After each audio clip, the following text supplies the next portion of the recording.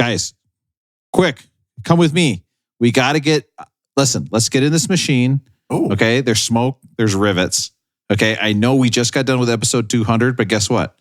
We're going back. We got to go back in time. What? Okay. Oh, we're going back. Oh, look at, hey, there we are doing Sade. Okay, we didn't go back far enough. Let's go back a little bit farther. The singer, Rob. Oh, my parents are deep dicking. That's too far. We got to go forward. This is too forward. Oh. Okay. Russell broke the handle. He wants to stay here. This is so weird. Oh, listen. Okay, we're in the time machine. We're going back. We're doing episode 199. Okay, so don't be confused. That Michael J. Fox's wife / mom is one fine piece of it. Sorry. Can you imagine going back in time and you're wearing tighty whities? That would be a bummer. Oh. You know what I mean? Just like risky business. That's kind of what you wear normally, Rob. I don't even know why you think it's an issue. They're blue, Russell. Yes. And I'll tell you. Do you guys want to see how big the ones they ship me are? No, I bought tighty blueies. Oh. They came. That's it. I'll be right back. What? No. How did we get here? No one asked for this. It's 12:38. 1:30. No one asked for this. Again, another opportunity for the three of us to show our comedic stylings, and we're incapable to really bring it. And here we are. Okay, I'm back. Now, when I went into the bedroom, which Jenny was awake in when I just went between our episodes, this time she was not awake. And she asked me a very unfortunate question. Did you take the tape off or not? She said, Jenny asked me an unfortunate question. She said, "What are you doing?" Yeah. And I had to say to her, "I am getting a pair of my underwear to show the guys how big it is." So, of course, she said, "Oh, I understand. That's great. Go back. Guys, look at this. Look at these. If these underwear came in your mail, tell me what you would feel about yourself. Why are these so big? Look at this. Like your T-shirts. Yeah, they're like as wide as your shoulders. They're wider than my shoulders. They're so big. I don't know why. I got the size that Amazon recommended, and they're huge. It's like a hot air balloon. So you're going to wear them or not? Well, yeah, I wear them all the time. They're super comfortable, but they're too big. I can't. I've seen your swimsuits. You can afford to go a size up. You're fine. I got some more of those too. In 2020, four friends decided to listen to every one of the greatest 500 albums as decided by Rolling Stone magazine. This resulted in a text chain that celebrated the music, excoriated the order, and led us to making this podcast. We are far from experts. We promise to do almost no research. All opinions are our own, unless you disagree. Please sit back and enjoy. Beck did it better. We are up to album 199. But also back down. Okay. If for all the people that are listening, for all you people who are a couple episodes behind, I know you're lying to me, by the way. When people text that, they say, I'm a couple episodes behind. Don't do that to me. You're not listening anymore. From 1992, we have Pavement with Slanted and Enchanted. This is often pointed to as one of the most important indie records ever. But I would say my favorite indie record is Most Bad Guys Melted by Opening the Ark. I thought Most Guys Crunched by a Big Rolling Boulder. So good. Russell. Most undergrad co-eds throwing themselves at you while giving a lecture. Guys, do we think Russell has seen either any Indiana Jones movie? He has to. Of course he has. Yes, he has to. Russell, have you seen any Indiana Jones movie? One scene where he rips the guy's heart out. Temple of Doom, I believe it, where he rips the guy's heart out. No, I couldn't tell you one Harrison Ford line from an Indiana Jones movie. Not one. Russell, does he like snakes? I couldn't tell you any lines either. What? Snakes? Why does it have to be snakes? Bad dates? Come on, guys. There's so many good ones. Okay, Russell, I know that I piqued your interest with those lines. Listen, okay? Hey, Rob, guys, Matt and Aaron and John from Edina discussed the podcast on movies a few weeks ago at the bar, so you don't need to be involved. We're fine. It's a dagger. Wow. That's a dagger. We have a pretty good plan for the main host, too. You know, for the first time since I've done the Rob and John show, I get how hurt you guys are because that was an absolute dagger to my soul. I came up with a fucking idea for that podcast. God damn. All right, here we go. Let's turn on K-Rob. And I'm not going to lie, Pavement, not one of the easier bands that do a parody song too. So sometimes you just wing it, maybe do one take. What's up, everybody? Welcome to K-Rob, K-R-O-B. You know, sometimes you know the parody songs so well that you can just come up with a song in 2 seconds. And sometimes you have no idea what any of the songs on the album are. So you just got to sing about something you're thankful for. Oh, yeah. Parody songs. I was nervous and I was wondering how I can sing to this, but then I realized that there is no rhyming, but sometimes, well, I can't resist. The parody songs are the highlight of the podcast. You should create a Spotify playlist of just the parody songs. Who knows? Maybe I'll follow the footsteps of Rob and become a crafty song parody writer. But in all seriousness, keep up the good work and thanks for making a fun podcast that I can mow the lawn to. This guy's kids recording. So I could sing about whatever I want to. I could make some clever song about the guys. But instead I will give thanks to something that has been the main thing in this podcast for all these years. Masturbating, masturbating, masturbating, masturbating, masturbating. This song is now about masturbating. When you want to hear about the greatest albums of all time, but you're just too lazy to look. You got to do what comes to the heart.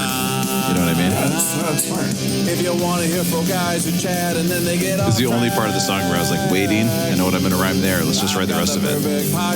Let's get to that. Jack Beck did it better. Welcome, everybody. I've got 3 guys here, plus me. I'm a person, too. Nobody ever seems to point that out. Well, we want to go through the Rolling Stones. Well, we don't want to. We're forced to go through the Rolling Stones best 500 albums and talk about the list. Today, we've got Pavement with Slanted and Enchanted. For that song, I did go through our voicemail and type in the word parody songs, and those were the 2 messages that came up. So once again, hours of my life resulting in 2 positive notes. Actually worth it for me. I'll take it. I've got Matt in Minneapolis. Matt, how are you doing today? Good, Rob. My eyes stick to all those shiny robes that you're always wearing. Wow. I definitely know what song that's from. Russell, how's it going with you today in Minneapolis? Guys, let's pretend that this podcast is a trust knot, and we're going to watch my yarn of twine unravel. Wow. It's longer than you thought, isn't it, Rob? I'm taller than you thought. It's my yarn. Longer than you thought. Russell and I were hanging out in person the other day, and once again, I marveled. I marveled at how tall he was. It was crazy. Listen, I didn't know Aaron was a chef, so why does he keep saying, boy, are these balls tasty? I got a question to ask you, Troop. Not a chef. Why you keep feeding me soup? You guys remember that song? Got it, man. I don't know any lyrics from Slanted and Enchanted, but I'm excited to discuss it with you gentlemen who...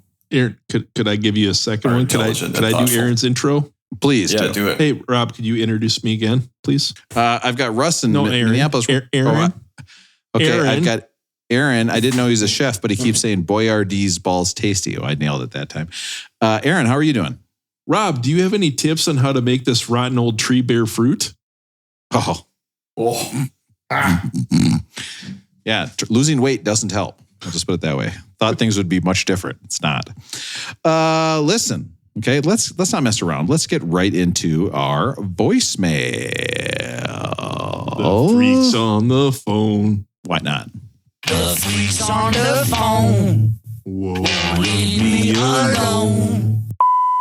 2 questions. Number 1, what's your take on France not providing air conditioning in the Olympians' rooms? Oh, okay. Let's just stop right there. What do you think? If you're going to the Olympics, you're an athlete, you're going to the Olympics, you're going to the Olympic Village, no air conditioning in your room. Insane. This summer right now, I mean, yeah, it could get over 90 degrees. That's... Well, I happen to know because my wife went over there. My wife a couple summers ago and to get a tattoo in Germany, and she can tell you that story sometime. But so she stayed in Paris for a few days. If you're going over there, you might as well go to Paris because it's awesome. And she was trying to find an Airbnb, and she could not find one that had air conditioning. It's like a cultural thing. They just do not have it. Right? Yeah, they just do not have it there. And so finally, she found some place that claimed to have it, and it didn't really have it, but she made the best of it, and it was hot like that. So, but picture, and you're going to run the fastest mile you're ever going to attempt in your life, right. And the night before is one of those nights that you know exactly what I'm talking about. No sheets, can't sleep. Sweat the French in your dude, ears. That's how the French dude grew up. You know, like he didn't grow up with air conditioning, things like that. So it's like home field advantage. Now it's fucked. They should absolutely have it. But guess what? Guess what? By that logic, people, we should still live in caves. Like that's okay. Like no, this is 2024. Get the air conditioning. Can I ask a question? Because I feel like Aaron doesn't have air conditioning either. How hot? I don't. How hot is it in France, Matt? How hot is it in Paris? Well, I don't know. It was the 90s. It was like 95 when Sarah was. Oh, that's It's bad. gonna get to 90. Yeah, That's bad. Yeah. Yeah, it's real bad. Now, Aaron, does it ever get hot enough for you where you wish you had air conditioning? Yeah, it's a whole saga right now. We've got 2 different quotes for a heat pump. We can't decide which company we're going to go with. It is expensive, but we got one from a more established company, one from some young kind of upstarts. And yeah, every time we had a heat wave this week, every time there's a heat wave, we're like, we got to do this. And like last night, my son was like, I can't sleep. I'm too hot. And then, but then it lasts like 3 days and then it's over and then you don't need it the rest of the year. This boggles my mind because I cannot stand like I'm like an Uber sweater. And like Aaron is a sweaty dude. I've seen him, and like Aaron, it's not like Aaron's out of shape or anything. Aaron's in good shape and everything. It has nothing to do with that. But Aaron, like the thought of like Aaron sitting in like an 85-degree house, I cannot imagine it. It was 81 in here today. Yeah, it was 81 in here. But now it's cooled off. But then it gets down. It's going to get down to 58 tonight. It's going to be fine by the time I go to sleep.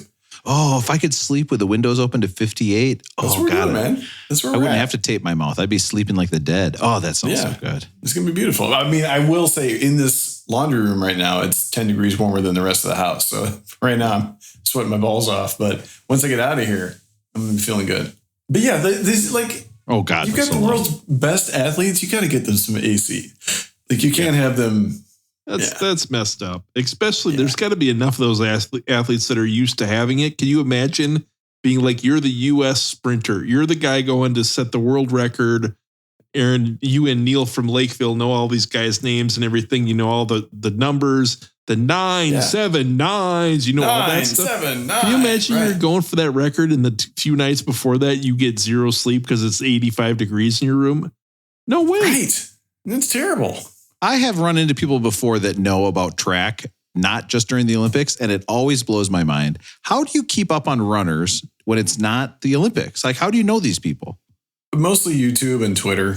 Like I just follow I know I follow the events and like check on what's going on. I'm going to have to stop you right there. What are you talking about following the events? Like on Twitter, do you follow like the 1600 meter? Like what does that mean? You follow the events? It's mostly like a couple of guys. Like there's one guy named Travis Miller who writes a lot about track and he's like tweeting like, here's what happened in the Diamond League today. Or like Femke Bol just won, set a new personal best in Oslo or wherever. And so it's just like, you follow the results and you go like, I might want to watch that race on YouTube and you go check it out later that night. I know what you're talking about though, because I'm well into the world thanks to TikTok. I know a lot about Brazilian models.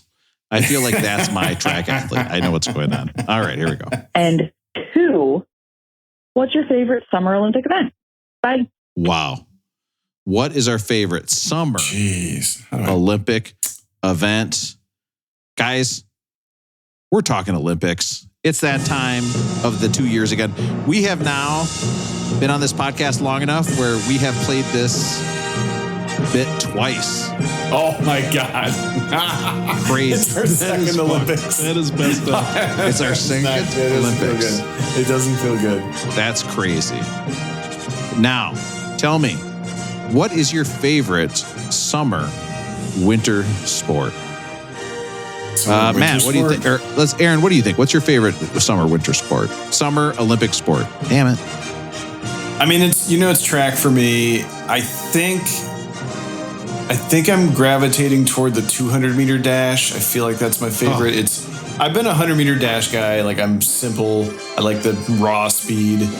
Obviously, over the last few years, the 400-meter hurdles on both the men's and women's has been amazing because you've had Karsten Warholm versus Roy Benjamin on one side, you've had Cindy McLaughlin on the other, and these are incredible people. Cindy McLaughlin and Lavroni now, these are incredible athletes to watch. But I think for me, I'm going to be extra tuned in for the 200 meters, but I'm going to watch all of it. Any track event, that's what I'm about.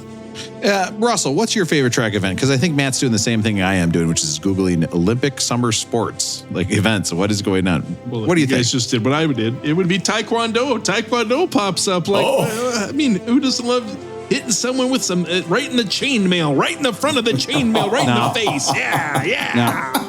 Russell, I chainmail and Taekwondo. I think you're thinking of fencing. Fencing, perhaps? Fencing, Yeah. fencing, yeah. Hit him with your foil, right? I did watch the U.S. basketball friendly the other night because of Ant Edwards, the Timberwolves. I'm waiting for Ant Edwards to take over I could care less about the U.S. Olympic team. I want Ant Edwards to just dominate. I'll be all in on hoops. You know, here's I feel like Aaron will be annoyed. He probably knows this is coming. I kind of want to see the U.S. team get beat. Yeah.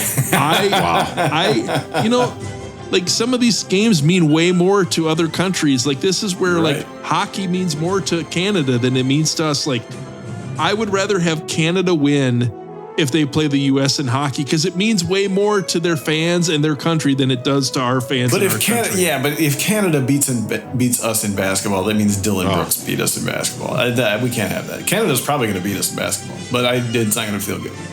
Andrew Wiggins plays his best 5 games of his career. I mean, right? That's going to hurt. We can't have that. Russell, what country is going to win basketball? And that's more important. You don't think the U.S., the motherfucking U.S. of A, is the most important basketball country in the world? Are you fucking out of your mind? Anthony Edwards on the team. I'm cheering for the U.S. I'm in. Exactly. U.S. And I got news for you. They're going to beat ass. They are going to kill everybody. Okay. It's going to be crazy. In France, what if Wemby goes off though? What if Wemby takes off? Dude, Rudy Gobert. I can cheer for a team. Les Incompetents, or whatever, however you say it. I'm down with France. I'm down with Wemby and Rudy Gobert taking out the U.S. I'm cheering. I like cheering against the favorites. I want the upset. I want someone who is going to appreciate that forever. LeBron wins a gold medal. It's like number 25 on his list of accomplishments. Wemby and Rudy Gobert take it down. Les Incompetents. I got news for you. The problem with France is, Rudy Gobert, fun. Wemby, a blast. The guy guarding Steph Curry is going to be some fucking trash collector. Okay? We are going to beat his ass like a bass drum at a Metallica concert. It's going to be out of this world. I don't think they will. Okay? I'm excited for Olympic basketball. It's going to be called the air conditioning revenge when we beat the living shit out of the French. It's going to be great. Matt, what do you think? You go through the whole list and there's just a ton of great, like popular sports, if you will, or I don't know what the professional leagues. So you got basketball, you got hockey, but I mean, like the volleyball, watching the countries play the indoor volleyball, not so much the beach is okay, but I love watching the world volleyball. And again, that is a sport where it's huge in the United States, right? But all the pro leagues are over in Europe. And so I think it's fun to watch. What else today? Like, when did you ever watch table tennis? When did you ever watch ping pong? Like watching Olympic ping pong to me is awesome. There was another one. What was it? Oh, you know what? Badminton. Badminton is a blast. I can't imagine why Rob likes badminton. Rob, I can't imagine why. I mean, you got the gymnastics, you got the track. I mean, those are the obvious ones. They're all fun to watch, right? But like, I just like watching the other ones too. I think they got rowing. That's rowing's fun. Rowing. Rowing is fun. That's a great one to watch too. Rowing is fun because it's one where it's a team sport. It's not too long, and you can tell who wins easily. You don't need to know any rules. They're just rowing boats faster. Is there canoeing this year? Because canoeing's pretty badass too. There's canoeing. Yeah, that's canoe slalom. And I was going to say, I was going to tell Aaron that I'm an 800 guy because there used to be a guy named Steve Holman in the 84, 88 Olympics from Richfield. So one of Richfield's finest was an Olympian, went to Georgetown and then was in the Olympics. So I've always watched the 800 because of that. The 800 is a great race. 800 is a great race. Imagine if they let broomball in the Olympics. It'd just be all Richfield. It'd be like, it'd be craziness. It'd be It'd be nuts. It'd be nuts. Introducing Kim Niederlucky, standing on the podium. Kim Niederlucky. right. The whole team would be from Richfield. Now, unfortunately, you guys are incorrect again. Okay. How The are correct we answer always this wrong? year is flag football. I'm going to be watching some flag football. I'm going There's to be flag football enjoying this it. year? Guys, I got news for you. It's the new wave of football. Okay. No concussions. It's the safest way to do it. Everybody's going to be doing flag football full time. No blown out knees. Shout out to Robert Oh, Edwards. God. Oh, I God. need to get my Olympic rant out. There's 3-on-3 basketball, which is great. I love that. It's like But we're sending Jimmer. Like, Jimmer come on. Fredette is our 3-on-3 We're sending basketball. This Jimmer. would legit be like sending Aaron as like what are we talking about? Jimmer Fredette? Like Yep. it'd be like if we had like an Olympic sport called opera singing and Aaron went. And Aaron's a great opera singer, but he hasn't fucking sung in 25 my ass years. kicked. Like, Yeah, I'd you get can't my ass send. kicked. How is if Jimmer Fredette is like a potential medalist in the sport? Right. The sport's got to go away, right? Yeah. How are we not just sending, like, why don't we just send De'Aaron Fox, Malik Monk, and Keegan Murray? And then they would fucking destroy. Like, why don't we do that? Guys, there is no other player who scouted as many Chinese basketball games as Jimmer Fredette. That's why he's going. He knows all of them. He played for the Shanghai Sharks. Like they put a medal on his neck. What are we talking about here? It's, you know what? Shut it down. Dream team. Okay, dare I say it? Dream team? Huh? Got the U.S. flag covering up all of his sponsors. He's got. Hey, I can't go onto this stand. I'm a Popeyes guy. I can't do KFC. No. Popeyes is way too good. He would be sponsored by like Hardee's. You know what I mean? It would be like a dude. If you ever a pro athlete that was ever sponsored by Hardee's, you need to fucking retire. That was like the worst. It's like, listen, I got you Peter Pan peanut butter. You'd be like, yeah, I don't know if I could do that. That kind of is like admitting I'm no good, right? Like just the worst. Rolling going. Aaron, okay, who happens to be sponsored by Long John Silver's. I used to get sick from Long John Silver's as a kid. I don't think I would. Yeah, I don't think it's a good idea to eat Long John Silver's. I wonder what could have made Aaron sick at Long John Silver's. I wonder. Is it Didn't work that out you for have me. teenagers cooking fish for you? Yeah, that didn't work out. I got news for you. Have you ever met a teenager? You do not want them Yes, cooking they're gross. fish that you're going to put in your mouth. It's not like they were dredging the fish back there. Like, I'm sure all that stuff was frozen, right? Just going straight from the freezer. Oh, yeah. into the And I fryer. totally trust them to cook it for the appropriate amount of time. They're definitely not going to slack and do the wrong thing. Can you I don't imagine? know what the food safety issues are there. I'm not sure how that works entirely. We should right now dare each other, go to Long John Silver's, order some popcorn Wait, shrimp. they don't exist anymore, do they? Oh, yeah. Yeah, they're out there No. still. For Where's sure. the closest Long John Silver's to Matt, everybody? where's our, Everybody look okay. up. Let's everybody look up their Long John closest Silver's. Long Where's the Johns. closest? It's real far away. It's real close in Cannon Falls, I think. Oh, it's so close. Yeah, I'm Okay, looking. Long John Silver's. Now, I am at the cabin, so it's going to be a ways away for me. Looks like there's one in the Mall of America. There is, man. guys. Now, my friend Suzanne is Oh, no. visiting from New York City. Should I take her to the Mall of America and take her to Long John Silver's and we're going to fucking hammer some popcorn shrimp? Would that give her the true Minnesota nice? Most of them anywhere near me are permanently closed, but there is, Russell, this is for you. There's off of 80 between Fairfield and Vacaville, there is a Long John Silver's / KFC. Wow. So it's just like, well, Can't do. they're like, well, we I got the can't do grease split bucket. restaurants. I'm out. Can you Let's imagine just do if both. if you went up there and ordered Long John Silver's, you would see an employee jump through a glass window to get out of there because they would not know what to do. Well, because they probably switch uniforms. Like, it depends on what you order. They like put on the They Long John spin it Silver's around. Rob, Oh, excuse me a second. We're 3-on-3. We're flag football team. Who's the quarterback, do you think? Got to be Matt. Matt. No Probably question. me. What? Honestly, I What's might that? I might take myself second after Matt. Yes. You got to bet on yourself. You Russell. got to be able to see over the line. You got to bet on yourself. Oh, wow. That feels like a shot at me. Rob, You wearing Rob, gloves? You're the center. You're the You wearing- center. But you're like a center. You don't even hike it through your legs. You flip it back like sideways. That's your I'm role. having serious flashbacks to elementary school where I would get picked last. Second to last. Okay, I'm not that big of a loser. Listen, rolling going. How's it going with you, Aaron? How's it going with you? Oh, it's going great. You know, it's one of those up and down kinds of things. I saw the New York Times did a list of the 100 best books of the century. And I had actually read a couple of those books, so I felt pretty good about that. So I feel good about myself about that. But the thing I'm struggling with, I had read Brief History of Seven Killings was one of them. The Sympathizer was another one that I read. Sounds erotic. The Synthesizer. Also Station 11 by Emily St. John Mandel. That one I've read. That was wonderful. Those were the three off the top of my head. So I felt good that I had read some of the best books. Many of them I have not. There was like several Elena Ferrante books on there. I don't know her at all. There was a Roberto Bolaño book I should probably read. And then there was more nonfiction on there than I usually get into. So I got to get back into the list. It was also fun because you can look up, they polled authors for this. So it's very similar to the Rolling Stone list. So you can look up and see like, what were Stephen King's, choices. That, that's funny, Rob. That's what Anna said. She was like, we should do a new podcast. Well, maybe she and I could do a podcast. You and I could do a podcast. Oh, but what I want to know, guys, is what I'm down Aaron, about. I'm going to interrupt you. Yeah. What is the key to reading? What is the key to reading and getting into books?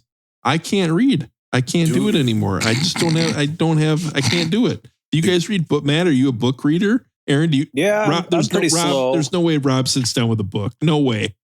Oh, excuse me, sir. You play video games. You're a video game guy. No, I haven't played a video game. I played a video game one day this summer. That's it. When I was in Hawaii, I read 3 books. No way. Yeah, of course I did. 3 books? Yeah. In a week? Amazing. You guys are making me so fucking mad by being impressed by this. I don't read a whole book in a week. Listen, a whole book in a well, week. I was on vacation, but listen, Russell, you know what I do? Here's the key. What's and then the we'll key? see what Matt has to say. It's just like everything else you do. You know what I did? I like reading science fiction. That's it. That's all I read. I don't need to read other shit. I mean, it's probably good for me. I'm not going to do it. Embrace what you like. I am now going through a list of every science fiction book that won both the Hugo and Nebula Award, and I just read them. That's guaranteed to be the best science fiction books ever. It's probably something you should know if you like science fiction like I do. So I just said, I'm going to read every book. I know it's going to be a banger. I'm just going to do it. It's just like everything else. You make a list and you work your way through it. It tells you what to do next. That's how I watch my action movies with my podcast. That's how I read my books now. Okay. Now that I'm back in like the real world and not on the Hawaii beaches, I have to admit I'm not reading as much. But Russell, what I would do every night, 5 minutes. That's it. Yeah. That's how you get into a book. You got to find a good book, find something you like, and just don't look at your phone at night. Find some time during the day too. Like if I can get 5 minutes in during the day, if I do that instead of looking at my phone, then I feel better. Because then at night I can watch the tour or whatever. What I am reading right now is a book called The Bear Comes Home. This is by Rafi Zabor. I found this one on Instagram. It was written in like 1995. It is about, did I tell you guys about this? It's about a bear that plays the alto saxophone and is a jazz saxophone playing bear. What the fuck? Now, this bear is... Aaron, be quiet. That was Aaron. I want everybody to hear this. What the hell is he talking about? Oh, yeah. Oh, God. Stop so fast. Go ahead. Great stuff. The bear is really wrestling with the artistic process. What does it mean to be a bear who also has some human tendencies? Wrestling with his own insecurities about his playing because he's not really on the level of some of his idols. But how far into the book do you guys think I get before the bear is having sex with a woman in a very graphic way? What are we talking about? Yes. I'm reading this book. It's about jazz. Page 58. Page 58. Yeah. I think the book's about jazz. Aaron mentioned the bear wrestling with his insecurities, and it got a little real for me. And then, what are we talking about? This is ridiculous. All of a sudden, I get to a page where the bear is having sex with a woman. It's like a 20-page long description of the bear having sex with this lady. And I don't want to read it anymore, but I got to finish. I'm like page 330 out of 600. I got to finish. That's the one thing I've learned with reading is you don't have to finish. You don't. If I'm not into a book, I just move on. You have to. I've started moving on, and it's only been in the last couple 3-4 years that I've started doing that. But I find it just it depends on how much sleep I got the night before. My last question is: can you guys back float in a pool? Yep. God, I can't do it. What the hell? What's the secret? Can I say something and I'm not being vain? Okay. Do you guys promise that you won't think I'm vain? Bring it on. My legs sink when I do that because they're too muscular. They sink right down to the bottom. Is that what it is? For some reason, my upper body doesn't do that as much, but my legs go right down to the bottom. Aaron, I can do it. You know what? I have reached the point. I don't want water in the ears. I don't want to have like the day where I've got the water and I'm doing the ears shake. I don't want to deal with water in the ears. So like I can swim, I can go underwater, but there's that point of if you go backwards, water's going in the ears. I can't do water I'm out on water in the ears. You just got to be an earplug guy. No, then I got to get a nose plug. Then I got to get goggles. I've got to do all this shit. I'm not doing that. Do it, man. Do the whole thing. I'm just not floating backwards. I don't know, man. I can't. I'm working on it. I haven't figured it out yet. How's it rolling going with Russell? Oh, that's so good. I'm doing pretty damn good. Yes. Good. Here we go. We talked last week about Fever Up, how I went to the candlelight concert for the hip hop. Fever Up had another cool event that we went to recently, and it was called the Edgar Allan Poe Speakeasy. Wow. This speakeasy was at the Gale Mansion. Oh, Aaron, have you ever been to the Gale Mansion? Tell me about the Gale Mansion. I was there only once. I got married there. It was a really beautiful day. Really wonderful time. I was actually thinking about this. We went in and this was the Edgar Allan Poe Speakeasy. What they were doing is like 4 rounds of drinks, kind of had a spooky theme to them. And they were going to do maybe you guys know this better than I do. Edgar Allan Poe, these stories, The Telltale Heart, The Raven, are these poems? Are they short stories? I don't know what you consider these. Is it poetry or is it short stories? Short stories, right? Short stories. I think you could say long poems, maybe, but I would say it's more like an ode. No, it's not. Sorry. Keep going. Rob, I'll show you my long poem. But so anyways, we go to this event and you get it, Rob? Like untwine, how we were talking about earlier. But no, we go to this event and the way they set it up is it's like an 1.5 hour long show. Oh, so what they were going to do is they have 4 people who are going to go up and tell these short stories over like a 15, 20-minute period. You get a new cocktail with every short story. So there's 4 stories. The Raven, The Telltale Heart, something about a cat, and I forgot the other one, but they give you a couple drinks. Something about meow. I don't know. Yeah. And then there's some Lenore, something like that. Whatever the Lenore one is. Well, something about Lenore. You're right, Rob. You know all this stuff. But it was a great time. They went in and you know what? I got to give these people who do this credit. It's very entrepreneurial. There's like 4 or 5. There's only 5 people working there. There are 4 people that are doing the presentations, if you will, the acting out the scenes. You know, they're up there by themselves, but they're making the drinks, they're serving the drinks, they're clearing the drinks, and they're doing the show all on their own. What? So wait a minute. Wait a minute. Yeah. You're going to a thing. They're playing spooky music. They are then acting out the stories. Yeah. So they do. And so let me get this. An actor will be like, and then they locked my ass behind the bricks. And boy, that taught me a lesson or whatever. And then that person goes, oh, are you done with those shrimp? And then they come and take your plate and walk into the back or like right off the stage. There's no food, Rob. It's only drinks. Oh. But yes. But so that is what's crazy. So at one point you see like the person who's up there doing the Telltale Heart. 20 minutes later is the person bussing your drink or serving you your next round of drinks. But I got to say, these people did an amazing job. They got up there and there were 1 or 2 of them that were fantastic. You were clinging to every word they were saying over like the 15-minute, and they're telling you about how they were feeling when they killed this cat and when they buried their spouse's husband in the wall of the basement. It was so good. The drinks, I was told by the upstairs roommate, were a little too sweet, which just means Russ got double the drinks on every round. The upstairs roommate wasn't having any of the drinks, but I drank every damn one of them. I got into the Edgar Allan Poe, and here were the drink names. We had a pale blue eye, which Rob had citrus and blueberry infused vodka, fresh squeezed lemon juice. Oh no, we're doing everyone. And simple syrup. All right. Topped with a blueberry eye. Oh, what? I was told by the upstairs roommate, drinks with simple syrup, not happening. That was one of the drinks. We can go through it. We don't need to go through all 4 But it was no, Russell, we actually do. Let's Okay. drink number 2. Let's go. Drink number 2 is the cat's meow. Aged bourbon with fruity brandy, Wow.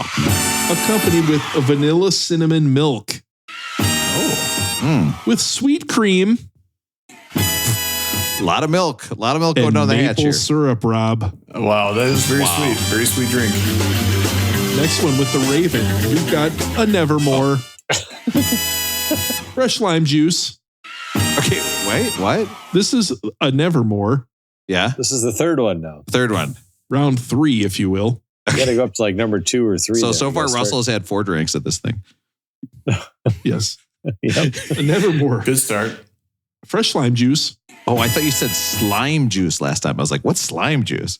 Wait for it, Aaron. Can you imagine? Although you have to admit this. When you see Slimer, you do kind of think about putting him into a big press and drinking what comes out, don't you? Because you know what comes out. Check it out. Ecto Dude, it's Cooler. Ecto Cooler. You know it's Ecto Cooler. That We stuff is saw, we great. saw Jeff from Apple I Valley see sent a Ecto picture Cooler. of that drink today that looked like Oh. Echo Cooler. Ecto It looked Cooler. Yeah, good. it looked good. The perfect summer drink. You know what? Honestly, it looked better than any drink I've ever seen you send us, Rob. So it's like funnier, better looking, better athlete. And he drinks better drinks than you too. You fingered me so softly. This Nevermore drink also included peach and orange infused vodka. Yes. That's where we're getting the peaches involved, Aaron. There we go. Get them in there. Get those peaches involved, Millions of man. peaches. Let's do a little simple Peaches syrup, which for me. means upstairs roommate ain't drinking it. It's going to the rust, Let's man. go into the rust, man. Yes. And crushed charcoal. What? Wait a minute. Crushed charcoal. Wait, what? Crushed charcoal. Going backwards. Last drink on the list, the cocktail of Red Death. Oh, God. Oh wow. So far Squeeze, you've seasonal had fruits. a normal drink. You had one that, from what I could tell, was mostly milk, and then you had one with charcoal in it.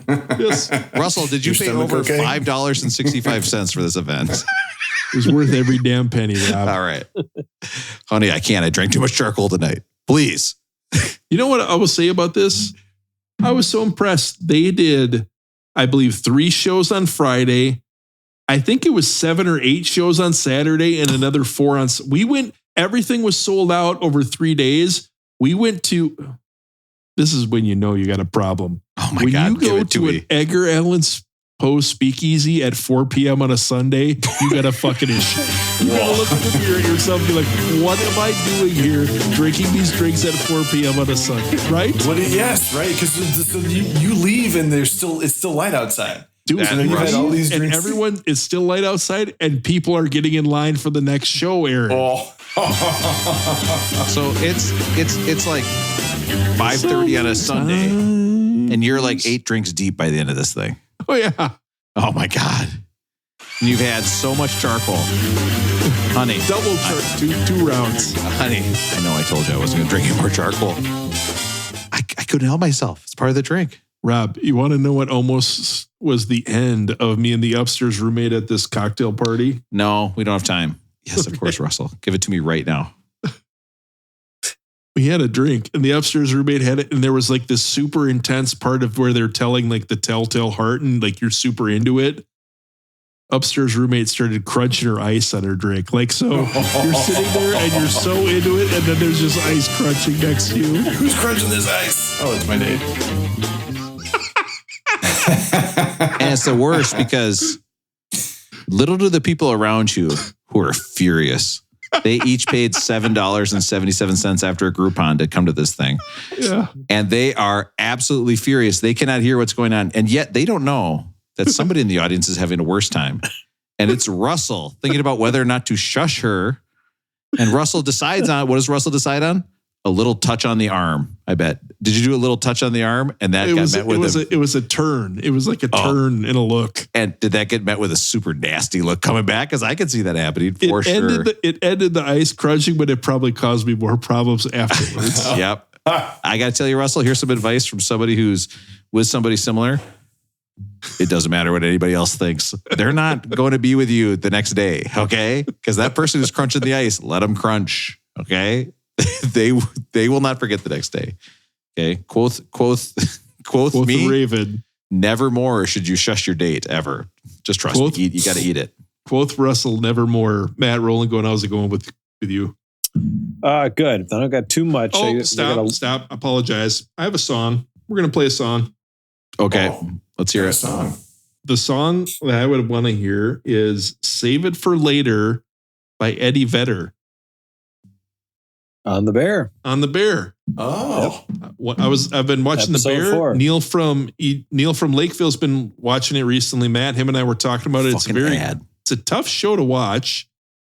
Also, But, so well done. If you it's just really look how they do it. Amazing so well show. done. But one of the big scenes, they play this Save It for Later song, which I believe is done by, who's the band who does the original, The English Beat cover. is the one who it's a does it. But there's a version by Eddie Vedder, and they're showing the whole city of Chicago here. Amazing song. Matt, I would like this. Let this play while Matt's doing his rolling going. This is such a great tune. Love this bit. I've got list cleanup day today. Okay. Now, have we ever figured out flashlight under Flashlight for Menzies? C. Menzies. flashlight for Menzies? Photos of feet. Rodriguez. I'm the creeper. Rodriguez. Aaron, you're so good. Yeah. People wonder why I do the podcast. I had one of them probably in some sort of drunken stupor. Back to the office. How are we handling? And I realized we've talked about that like 3 times. So I crossed that one off the list a long time ago. But I've a couple things in the Skyway that I've seen, and I'm wondering why they don't catch on with other people. I saw a lady pulling a wagon in the Skyway, and it didn't look like she was like. It looked like she was going to work, and it didn't look like she had like a lot of things, but she had like her lunchbox and her backpack in her wagon going to work. Are you surprised that more people don't pull a wagon with their shit? I remember the people You know used what I to pull mean? like rolling suitcases, but a wagon is like that's next level. I like What are it. you guys talking about? That's like some whimsy. Nobody's pulling to a your day. wagon. I think it's great. If I saw somebody pulling a wagon, I would go kick their ass. You can't just be pulling a wagon around. Wait, you can't just be kicking people's asses. We live in a society. A society yeah, that's with why you can't rules. kick people's asses. If they have a wagon, right? I like it. Aaron, this Probably particularly if they have a wagon. it's not just a life lesson. It's not the fucking Oregon Trail. We just So you can, if you can't carry your stuff, you got too much stuff. But at the same time, it was like, probably pretty practical. Just pulling the wagon. Next thing, there was a guy. Can you imagine though, when you get back to your car, you've got to lift the wagon up and put like into the trunk? Good luck with that. That sounds like a pain in the ass. Oh, now you got to get a bigger car because you have to have somewhere to store your wagon. Oh, well, now you need a bigger house to store your bigger car because you got to need somewhere to store the wagon. Where does it stop? Oh, I got another one for you. I was sitting outside Dave's downtown, one of Barry from Burnsville, one of his favorite spots to go for breakfast. And I'm waiting for a buddy. We're going to go just get a bowl of soup. And a guy walks by, and he's with other people from his office, and he's got a legit kilt on. A legit kilt. Nice. Are you guys surprised that kilts have not taken off more than they are? They're not. I mean, if you're a 5-inch short guy, you might as well go to the kilt, right? It seems Kilt, yeah. just as comfortable. Right. Why Can not? you imagine how good that feels on your balls? Just picture it right now. You're wearing a kilt. You're walking around downtown No seams up under there. wearing a kilt. Oh God, I would love No that. seams? Never thought about such a world. So there was a guy who was wearing a kilt, and it made sense. Like, that guy, how come that's not taken off more? I And don't know. with that little bag they have in the front, it's like a fanny pack. It's brilliant. Right. Yeah. Last couple things. Went up to North Dakota for over the 4th of July weekend. And of course, one of the great things, we go to the Belva, which is home to Dots Pretzels. Dots Pretzels were born in Belva, North Dakota. We go to the Belva Parade every year on the 4th, 10 o'clock. Goes right down Main Street. We sit at Main and First or something. We sit right there. But so the best part of that is taking a look at the T-shirts. And really, there's only a couple of really good T-shirts. Oh this yeah, here we go.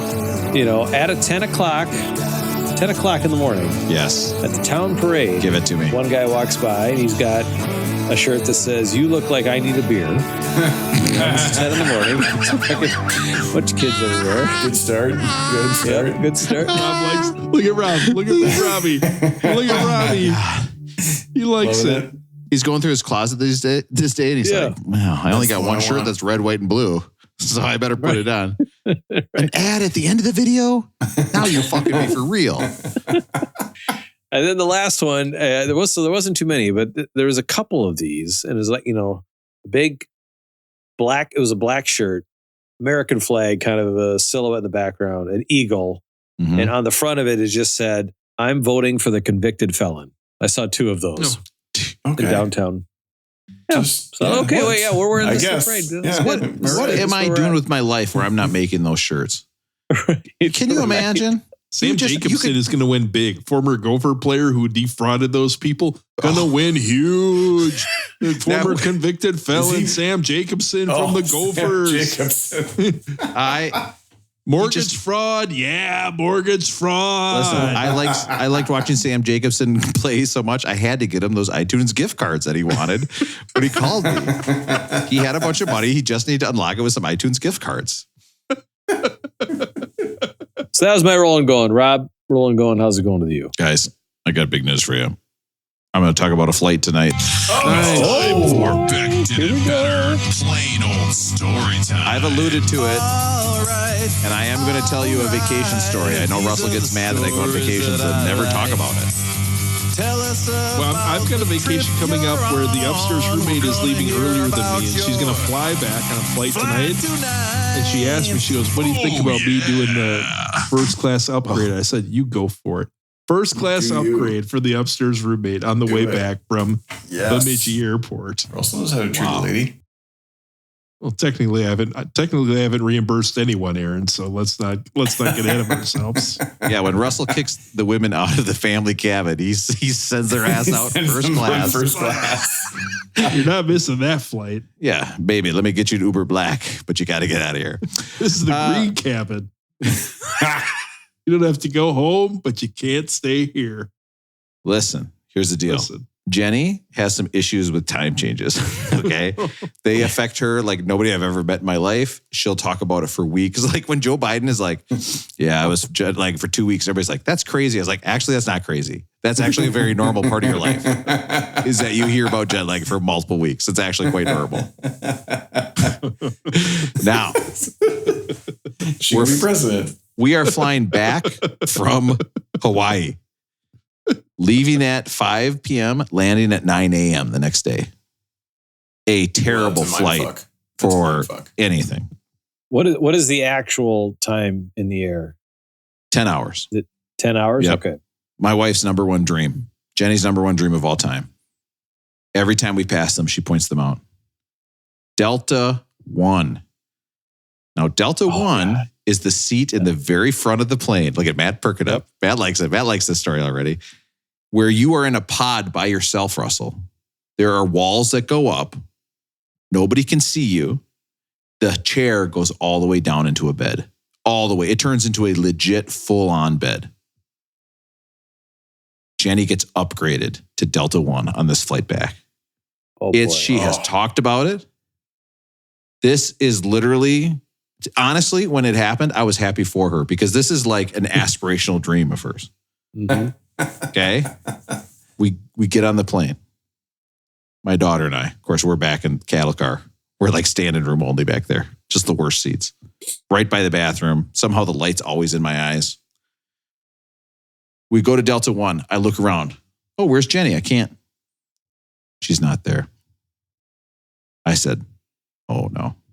No. Because I know, again, Russell. She's not there. She's not there. This is very bad for me. This is going to be a bad thing for me." I go back. She is back in Comfort Plus, and she said, "I was upgraded, but then one of the chairs broke." Oh. So they had to move this person to my chair. Oh. And then they booted me back a level. Oh. And it was one of the saddest things that I've ever seen in my entire life. Oh, because I knew right. To have it there in your reach and then it's gone. No. Oh. This was sad because I knew that for the next 2.5 weeks, almost every day, I was going to hear about how bad it is that somebody almost had Delta One and then didn't have it. My life is a nightmare. Okay. I hear about Delta One literally every day. I dare you when you see my wife Ness, just say Delta One. There's 1,000%. I will bet you $1 million to your penny that she will bring up this story. If she had stayed in Delta One, do they allow conjugal visits? Because you kind of missed out there too. That'd have been so great. That doesn't even count as the 20,000 foot club. If you've got like a little pod, that's that seems nice. Aaron. No, well, I'm just saying, like it'd be something to do on the flight. Yeah, that'd be great. And you know what I'd do, Aaron? Hit the stewardess button. Hey, watch this. Ooh, turn on the air too. Now here's the thing. Hey, I bet she'd be like, did you ever know my husband's ankles could go behind his head? Get that call back, Rob? Oh my God. Well, no, that's it. We got to move on. I will tell you a good Reddit feed is looking at the Delta, and then everybody always talks about the upgrades they've gotten. And you see people who get like a Delta One upgrade for like 10,000 points or something. And everybody's just going bonkers for them because usually that's like a $200,000 upgrade kind of a thing. So that's a little bit of my. So we're talking Matt's kinks here. Listen, we are talking about Slanted and Enchanted by Pavement. Now, here's my attitude toward this album. If you like Slanted and Enchanted by Pavement, you couldn't care less what I have to say about them. There's nothing I'm going to say that's going to. You love Pavement, and you are always going to love Pavement, and you're not going to get anything out of this podcast. Okay, you know what? You're good. Turn it off. If you like Pavement already, just get out of here. You're not going to learn a thing from this. Matt knows what he's talking about. And when you saw the band name Pavement was on this list, and you were like, what the fuck is going on here? There's a band named Pavement? Do they mean garbage? Do they mean, what's some other words that sound like pavement and garbage that are band names? Sidewalk. Oh, Karen, you fucking nailed it. God damn it. That is the right in between garbage and pavement. Sidewalk? That's both. God damn, you're smart. I don't think there is a band called Sidewalk, but. Oh, don't say that, Aaron. Dang it. There's got to be. There's got to be. This is a band that Pavement formed out in Stockton, California in 1989. And essentially, it's they're from Stockton? This is yes, I know that. Yes. And here's the deal is that essentially this came out as a recording project. They were never going to tour. They didn't want to do live gigs. This was just kind of a project they were doing. But their little things they sent out got so popular that they literally, I think this might be the truest, and I've said this 100 times, this is the first indie band. This is the most important indie band. This might be the biggest indie band. Pavement never signed with a major label. Okay? However, if you read like through a Blender top list of the 90s, Pavement is all over it. They are like your favorite music critic's favorite band. Like this is, if you like Pavement, I mean, is that true? Indie alternative music, you know? I mean, so it fit the indie college vibe, you know, and doing our own thing, get rid of the record companies. And then it fit absolutely right into the alternative rock genre. And so it kind of hit both of those. And so, of course, all the obscure people and all the people who knew everything, this was like the ideal situation for them. These guys weren't on MTV. They weren't selling a million records. They weren't going to Iggy Pop and all those different festivals and stuff like that. So, yeah, that's why everybody liked them. They kind of just held true. And you know what band we formerly done that seemed to come up a lot when I was doing research on this band? The Replacements. Yeah. Oh, these guys are absolutely. So, I mean, they said, oh, you're like this. And they're like, no, we love the Replacements. Like this is a band that you can see definitely the Replacements reaching out and just forming this band, kind of whole cloth. They said that so Pavement is the kind of band, they're so indie, in fact. I think Matt makes a great point. They're so one of these alternative bands. Rob. Yes. How indie are they? Well, Russell. Okay. They're so indie that they sneak aboard a submarine. And you wouldn't get that because now here's the thing. Okay. Russell, have you ever heard of a crystal skull? Something to think about. Okay, my favorite Indiana Jones movie. Here's the thing: is that these guys are so alternative. Yes. Why are there always snakes? I don't like snakes. Oh my God, Russell, you have seen it. He watched it Russell. last week. That's good. Now, Russell, I have to ask you this: if Indiana Jones was like Devo, how would you say Indiana Jones is like the band Devo? What would you say to that answer? I whip it good. Thank you. See, you have seen it, Russell. You know it. You're a genius. Here's the thing. So alternative. This band is so alternative that when they got booked on Lollapalooza 95. They did what they did for every concert. No set list. They never came up with a set list. They just went up and played whatever they wanted until they got pelted with mud and were forced to leave the stage. And this is the last and the only album with the drummer Gary Young, who was kicked out. If you look at who's been in this band, there's been tons and tons of members. However, this is the only band that we've done so far that has appeared on an episode of Space Ghost Coast to Coast, one of my favorite shows of all time. And so therefore, this is one of my favorite bands of all time. Let's get into Pavement, Slanted and Enchanted. And I will tell you this, when you're trying to do parody songs and you listen to the album and literally none of the words rhyme, it's challenging. Matt, this is your genre way more than me. I heard Smashing Pumpkins with this opening song. This I don't know what comes first, but do you hear the same thing or no?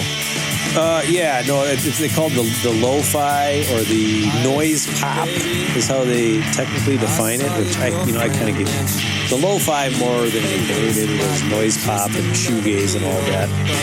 But the lo-fi nature of it and that deep guitar, you hear it in a million bands, right? And especially in the early 90s. And I think it's all great. And that's what draws me to this band right away.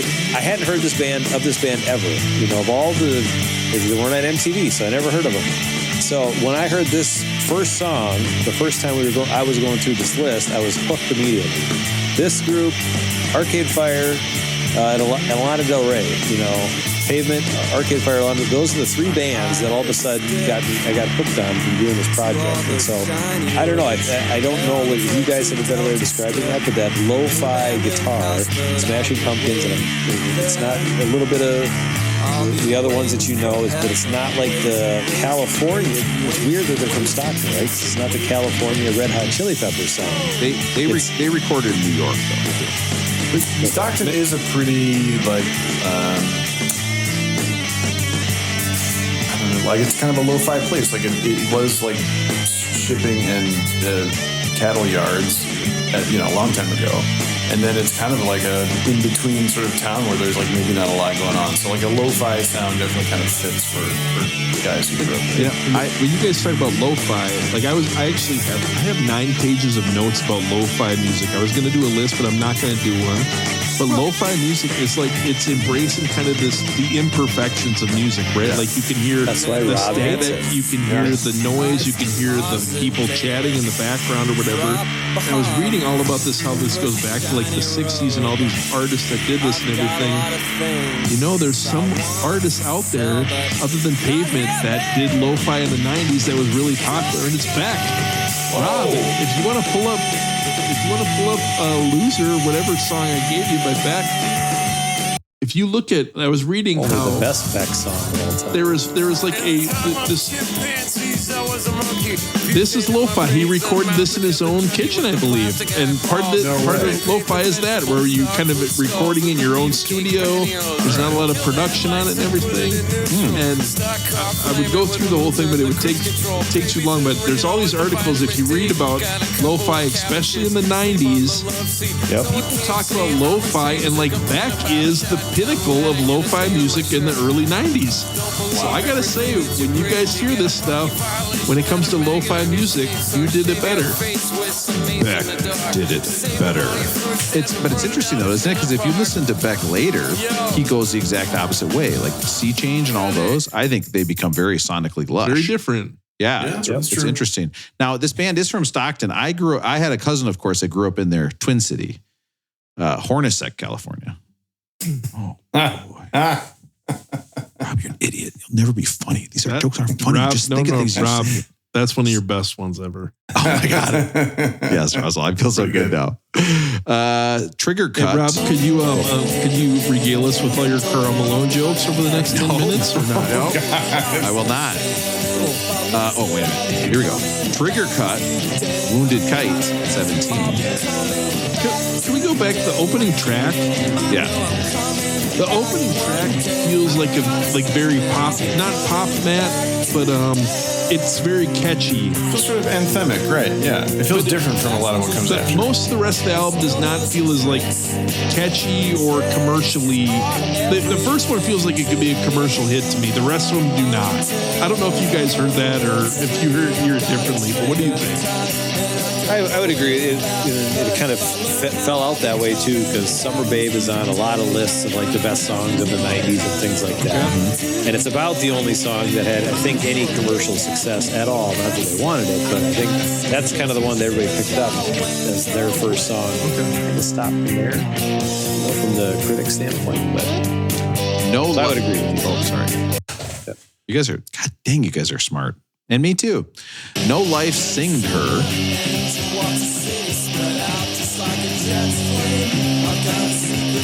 We gotta go back one. We gotta go back to Trigger. I'm sorry. We gotta go back to Trigger Cut real quick. Sorry. Okay. Can you go see at the end there where it stops? And they do just this little kicker at the end, right? And it's become kind of a popular thing to do. Like Pearl Jam still does this all the time now. And every time somebody has these little cool kickers at the end, I just love this song. The best song Pearl Jam's got on their new album is called Waiting for Stevie. And they do this exact same thing. So I was listening to the album this week and I'm like, oh man, this has been around forever. So I don't know. I'm a big fan of the little tails at the end like that. Tags in the end. That's cool. It's kind of fun when they're like, here's a little jam that's fun, but we can't make it into a song. You're like, yeah. Sure, I'll take it. Great. Yep. It's like Rob's little kicker at the end when he cries after sex, right? What the hell? Sorry, I thought that would be funny, Rob. I apologize. Can I say this, guys? My hamstring cramp issue is getting worse. It's getting worse. It's almost every time now where I have to immediately go to the bathroom and spray hot water on my hamstring. Icy hot. It eases It's the crazy. pain. I had to do that like 4 times on the vacation. Hey, nice work if you can get it. Yeah, and the third time I came out and I go, oh God, that hamstring cramp hurts so bad. Jane goes, oh, I didn't know you've been cramping up. I was like, what? I've been running to the bathroom right after for the last 3 times. And she's like, oh yeah, I didn't really think about it. I was like, what? She really has no idea what I'm up to. In the Mouth, a Desert.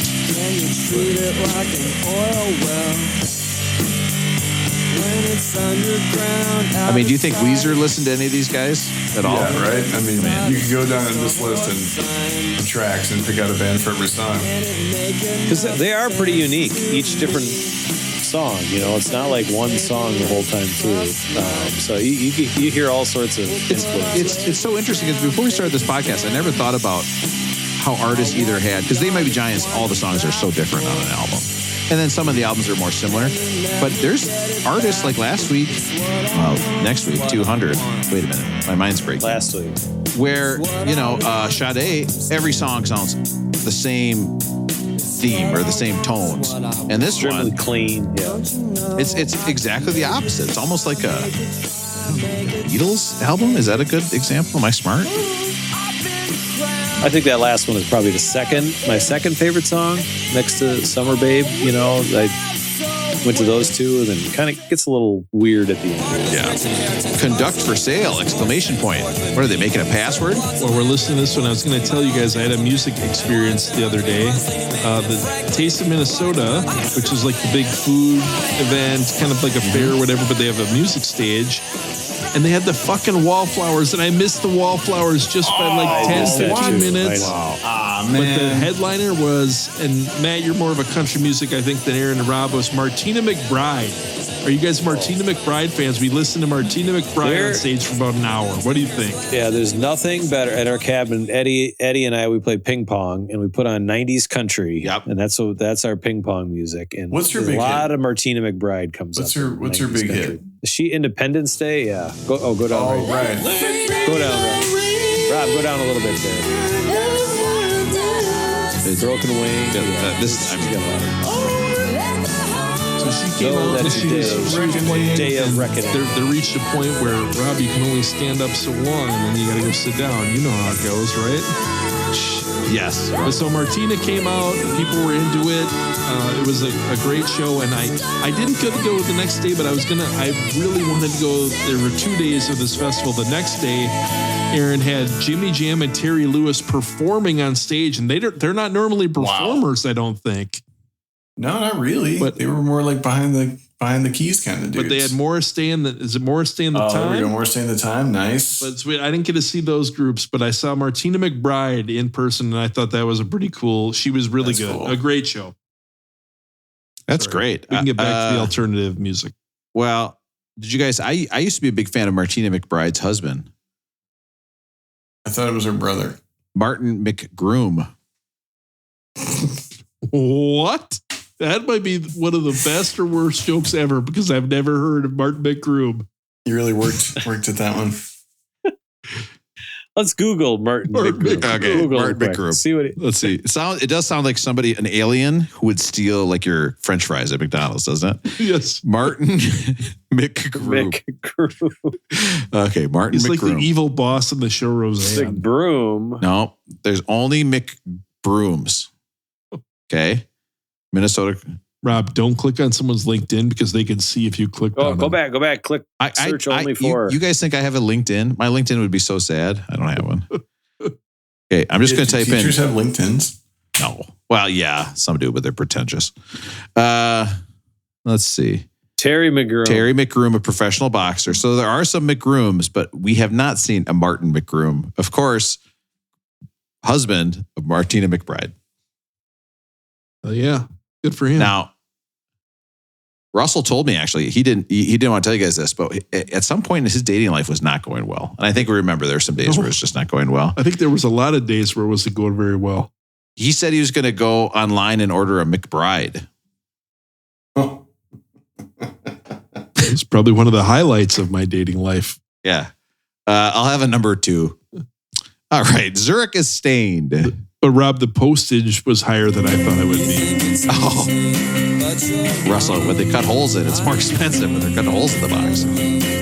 Oh, I thought that's what you meant. I loved this song. I do have to say that. This was fun to me. Yeah, I like what's going on with the guitar here. Like, is it not tuned? Is it tuned differently? I never quite understand that stuff, but I like what's happening. Guys, this is one of the albums where when I'm listening to it with you guys in little chunks, I'm jamming on it big time. Right. I think I need to give this a play while I'm doing something else. Yeah, I couldn't do it. Like, I couldn't make it all the way through. I just Chester's Little Wrist or Chesley's Little Wrist. Hey, what do we think of the name Chesley? It's fun. You think so? Yeah, I think that. Leslie? No, Chesley. CH. Rob, imagine, I don't even know if it's a man. It doesn't matter if it's male or This female is name. stuff that's harder to listen to. Oh, yeah. I thought there were a lot of songs that were hard to listen to on this. I think Rob has been picking out some favorable sound bites on this album so far. You did a lot of research to pick out those favorable. I kind of have just been moving it to 30 seconds, honestly. Like Loretta Scars. And I got to say, guys, 38-minute album. Oh, I'm down with that. That should be it. Any album over 40 minutes, illegal. I've said it before, I'll say it again. I love a short album. Short songs, great. Matt, here. Where? No. Here. One. They. Here. Did you guys rehearse this? Oh, yep. We did. And then later we're going to bust your drinks. Hey, sir, you done with that? Sir, did you bring in Long John Silver's into the play? You know there's nobody else has food here. This is just drinks. So that was established earlier. And yet you're eating one of those big long fish sandwiches from Long. Now, can I ask you this? Did they have they had a long sandwich, right? If you're Long John Silver's and you don't have a long sandwich, you're missing out. You have to do it, right? Right there in the name. Aaron, does a fish fillet at McDonald's have cheese on it? Yeah, by default, yeah. That's disgusting. Like a Get it without. cheese on a fish fillet? Give me. I know it's an odd fuck choice, out of but here. it's American cheese. American cheese really just adds texture, you know? Guys, you know I drove to the cabin, so you know what that means. It's my first McDonald's stop of the year. Did you get a fish fillet? So I stop at McDonald's. I've got my mother-in-law in the seat next to me. wonderful person. I then have a nephew in the back seat who immediately when we pull up to the drive-thru starts yelling, "Get me ice cream, get me ice cream." This kid hasn't said a word the whole trip. He says, "Get me ice cream, get me ice cream." So the woman comes on the speaker thing and it just all she can hear is somebody yelling, "Get me ice cream, get me ice cream." And I'm like, "Hello." I'm like, "Quiet down back there." So my mother-in-law, bless her heart, orders ranch. She goes on her phone. She goes, "Okay, McDonald's menu. I'm going to order a ranch chicken McWrap." Well, that's Russell. I didn't say that. Okay, I didn't say that. I'm going to turn the volume way up on that one. Here's the thing. I ordered it. And I was like, I don't see it on the menu, but it's my mother-in-law. I'm going to do what she says. I order it. They go, "We don't have that." And so she says, "Ask what wraps they have." So I asked what wraps do you have? I don't think they have. I don't think there's anything. The woman wrapped in came there. back and said, "We haven't had wraps for 4 years." I don't think that's a thing. I got absolutely dunked on in the drive-thru. I don't think they have a wrap. What are we It doing? was like, Goes up high, comes down hard. Up high, All those down high hard. are- Strong side to weak side. then, of course, my mother-in-law. Listen, Oh, no. she's the best. I love her. Orders a grilled chicken sandwich. We haven't had that in years. Oh, what are we talking about? What's she looking at? She was looking at a menu from No. I don't know, the Internet Archives. I don't know where. She was in a time machine. Here's the thing. It's smoke. Okay. So then we got ice cream and gave it to that kid so he didn't yell as much. Me, I could barely eat anything. I'm on What's medication. your mother-in-law get? She got, what did she get? Oh, that's why I thought of the story, because she got a fish fillet. And I was like, God. "You want cheese with All of that?" that came around to a fish fillet. The perfect Oh story. yeah, she had a fish fillet. Hey, Russell, can I bust at your table for you now? Rob, I'll do the fish. I'll do the fish. Can I get a fish fillet? Excuse me? That's kind of the risk. Really? Going right from the wraps to the fish fillet. You could just hear like the deep freeze opening. That hasn't been opened in like 3 years up there, right? Yeah. They have to get the person who's worked there the longest. Do you know how to make one of these?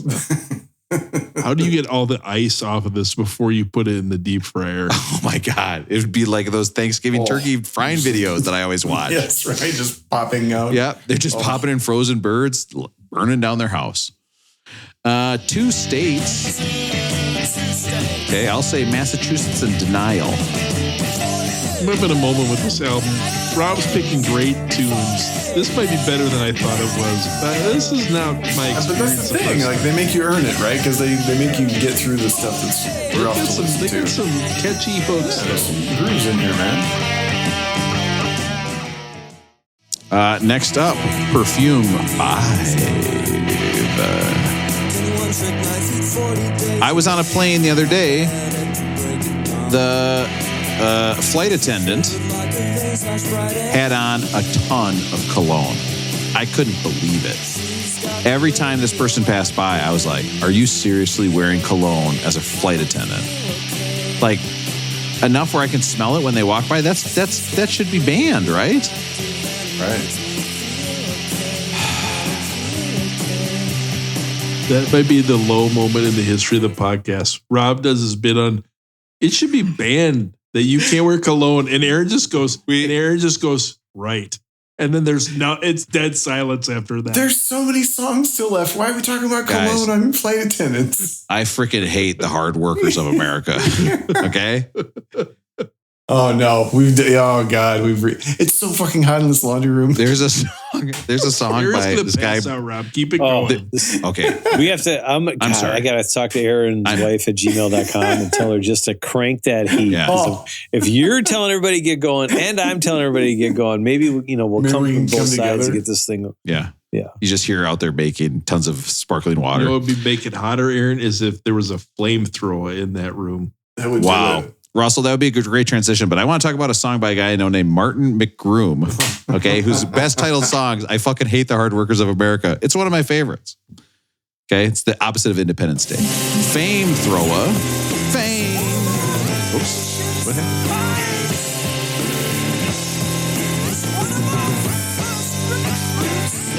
Oof. rough start for me. But this is a little more experimental. Jackals, False Grails, Delonzo. One other thing, who is the lead singer on this band? Stephen Malcolmus, is that his name? Yes. Is this him? I believe Matt or Rob, one of you guys sent a message over the last few weeks about how he performed in Beck's house when he was a youngster. Mm-hmm. But it turns out Beck, years later, also produced him. The lead singer of this band, Beck produced him. He came up with a band. It was Steve Malcolmus, and the Jicks was the name of the band. Beck produced their album, Mirror Traffic, and here's one of the songs from this album. See if you guys can hear Beck in this album. What's it called, Russ? Tigers, I believe, is the name of the song.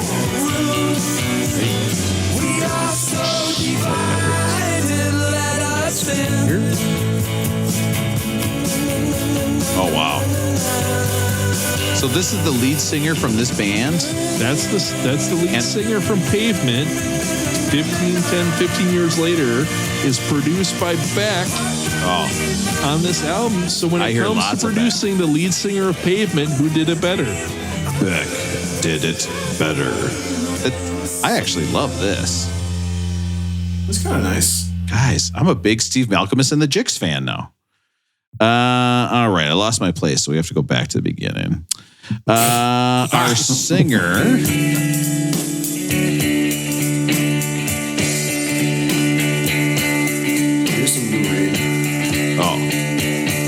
Big time. I don't know, guys. You got this on it. You're meeting your roommate for the first time in college. You come in. This album's on. Sun comes up.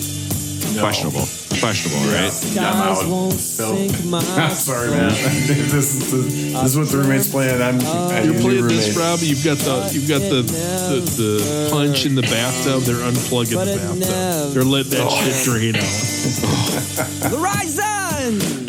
Draining out the punch in the bathtub, Russell. A sad moment for every man's life. Party foul. Okay. I've been getting back into saying party foul as much as I can now. It's great. Your kid spills it. Listen to this.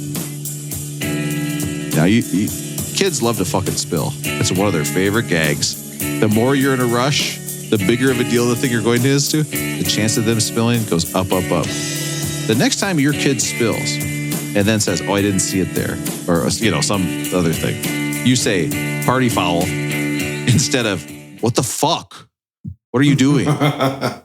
It makes you feel way better when you say party foul. I'll just say that right now. Our rating system. This is album 199. Okay. Does this belong right below Sade, which of course is coming next week? Beck did it better. All right. Rating system. That would be rolling well toned if this is perfect at the 199er. All right. Or if you think this should have been higher up on the list, which of course would have been a lower number, also a lower number date wise, because we would have already covered it. Okay. Eric Clapton, Cream. Okay. Great albums like that we've already covered for sure. That would be rolling boned if it should have been higher up on the list, or if it should have been lower on the list, a higher number, a later date. That would be a rolling groan. Pavement. Where does it belong on the list? Rolling well toned. Did it get rolling boned, or is it a rolling groan? Matt, what do you think? Rolling well toned, rolling boned, rolling groan. Pavement, Slanted and Enchanted. I think 200. Now 199 sounds like a great spot for this. I would put this ahead of a few albums. So I'm not going to say it's rolling bone should be higher. But I'll say it's good here. But I'm thinking of things like T-Rex, Leonard Cohen album. There's just been a few in the last 30 or so that I'd maybe skip it ahead 4 or 5 on that list. So I don't know. I'm not going to get too technical. I'll just say rolling well toned right here at 199. It's almost like the longer we do this podcast, the worse it's going to be. It's crazy. Wait, what? It's the albums are getting worse over the next 8 years. Worse, yeah. I don't know how it could be any worse than this moment right here. It really can't. Oh, I can tell you how. Yeah. Russell gets married. Yeah. Russell getting married is a disaster. Might as well just wrap it up. Rocks the foundation of which this podcast was built on. It would be like if Aaron comes back and literally says, all right, guys, I actually just like normal stuff now. What? I'm into normal stuff. What are you talking about? Aaron, are you currently reading a book where a bear who plays a saxophone also has graphic sex? Yes, I am. Don't ever change. Okay? Now. Okay. Russell, what do you think? Rolling well toned, rolling groan, or rolling bone? Now, I was reading a summary of this album, and it said, who do these enchanted boys conjure up? Forces of nature like Captain Beefheart, Swell Naps, Pire Ubu, The Fall, Thinking Fellers, Union 282, Giant Sand, and the Minutemen. These are the bands that this inspires. It can't be this high on the list for me. Doesn't mean other people can't enjoy it. I just can't see, like, if that's the inspiration and I don't know any of these bands and the one I have heard of is garbage, I can't do it. I will say that first song, Summer Babe, was a super cool hit and I liked a lot of them, but I was driving home and I was listening to this album and I made it about 4 songs through and I had to stop. And I said, there has to be something else from somewhat of this era that I would enjoy more. And I put on Bush, 16 Stone. Wow. And I listened through that album and made it about 8 songs through. And I think that album whoops this ass. I think that album is 10 times better than this one. And it doesn't mean this album isn't cool, isn't great, isn't influential, but it's not for me. So I'm going to take Bush, 16 Stone over this one. I'm going to say it's Rolling Groan. Wow. Are you ever going to come back down? Brilliant. Aaron, what do you think? Rolling well toned, rolling bone, rolling groan. I think there's some cool stuff on here. I think that both Matt and Russell made good points. I need better singing for albums for me to want to be into them. Unless there's like some really great music going on, I need better singing for me. So for me, it's Rolling Groan. Unfortunately, you guys are incorrect. What? Shit. Okay, this gets a rolling summer vacation. Listen, we know nobody's listening anymore. Hey, we know people are going up north and not telling other people about it. They're wondering, hey, maybe they're around this weekend. I don't know. Yeah. Who knows? Maybe they are. Yeah. Maybe we can go watch this baseball game this weekend. What's Who with all the knows? questions? When I send my mother-in-law home, I'm not putting her in first class. I'll tell you that right now. Embarrassed to be at the drive-thru. I don't think so. Now, okay, listen, you're on summer break. You're not listening to this, especially when you see that we're covering Pavement. You think you're pushing play on this, slogging through the first part of this podcast, just putting on the boots out to the bogs, going through, trying, please, this is, oh my God, you look at the runtime. What the fuck? They talk this long about Pavement? They must have been on some real bullshit. Okay? Yeah, it doesn't matter. It's all right, Rob. We're talking about it's okay. Flight attendants in their cologne in It's hour okay. They should 4 be. of the night. They should be. It's kicked out of the country. It's okay. Next month, when everybody's back in school, we'll be Jesus listening. Everybody's fucking Christ. listening again. Can't wait for that. I'm Right. serious. Better than Don't summer. fucking say that shit anymore. I'm serious about that. Okay. Well, I looked at my plane ticket flying to Minnesota and back. It said 40 days. I was like, yes, 40 days, baby. 40 fucking days before I have to go back to work. It's named work. It's named after the worst thing. Rob takes more days off in a year than I take off in like 10 years. you know what? And the argument is, and it's a good argument. You can change could your have that life. life, You Do Russell. it too. You could do it too. I can't be it. I can't either. Doesn't matter if you can or can't. They can't fire you. I'm in a union, for Christ's sakes. Okay. Unlike those flight attendants that wear in all the cologne. Now, here's the deal. You deserve a break from listening to us. Okay. You deserve a break from listening to bands that you're familiar with. I pause. All right. What? Did you say pause, Russ? He I was did. frozen for a second. It was like the 4th time tonight. Jesus Christ, Russell. You know I'm a direction and a number. If you had like a bunch of big jokes coming, Rob, that was the reason I didn't laugh. I was frozen. No. Oh. No. You didn't miss any big jokes. Oh, We're good. You said pause because you were paused? I was thought you were telling me to pause. I was frozen. Wow. Sorry. No, that's okay. I didn't think Listen. you could see that part of me. I didn't think you could see the other parts of me either. So I apologize for the other things that occurred. The tubing part. Listen. The whole stupid thing. Shit Rob, happens. of course we're fucking listening. Okay. Listen, I know no one's listening to this part. It's fine. Okay. We're all on summer break and you deserve a break from listening to bands that you've never heard of before. Oh, God. Go out and listen to Katy Perry. That's fine. Okay. Martina McBride. That's fine. This new guy I'm into. Okay, you'll never believe. It's called CEOs Should Get Paid More. That's his hit song. It's by a guy named Martin McGroom. Martin McGroom. We should do that, guys. We should swing so far right. God, we'd make so much money. Rob hates his family and life. He doesn't want to go to bed. Look at this shit. Yeah, I know. Rob, Aaron's sweaty. There's a glisten on your head, Aaron. Yeah, I can see I it. know. It's very shiny. Rob, I've been told she's got the tape on tonight. All right, I'm signing off in 2 minutes. Rob, I'm not okay. taking this shit anymore. Here's the deal. You guys, I did go to the doctor and Shit, I'm outta they're here. like, your blood pressure's high. They're like, how do you sleep? And I was like, great. I sleep like a baby. I get so much sleep. It's crazy. Okay. Here's the deal. Next up. Hello, switchboard. I need to call the hospital. There's been a terrible. What's that? You want me to pour you a scotch and then lick every inch of your body until I'm filled with the lust that the human body cannot contain? Wow. You are one smooth operator. We've got Sade. listen to that one. I'm To the next episode. I thought we listened to that one already. I'm so confused. This was like when Rob tried to figure out that Beatles infographic a few weeks ago. That was rough. When I was editing that, I was like, I should just take this out. I should just take this whole part out. Podcast for you, Jack. Beck did it better. Wow. Nobody's got a little kicker at the end. I got nothing. No kickers. Party foul. Party foul. Ding. Oh. We still got it. We got it. We're alive. Undertaker rising up. One more, Russell. One more. You got it. Aaron's logging off so soon. It's time to say goodbye. I can't. All right.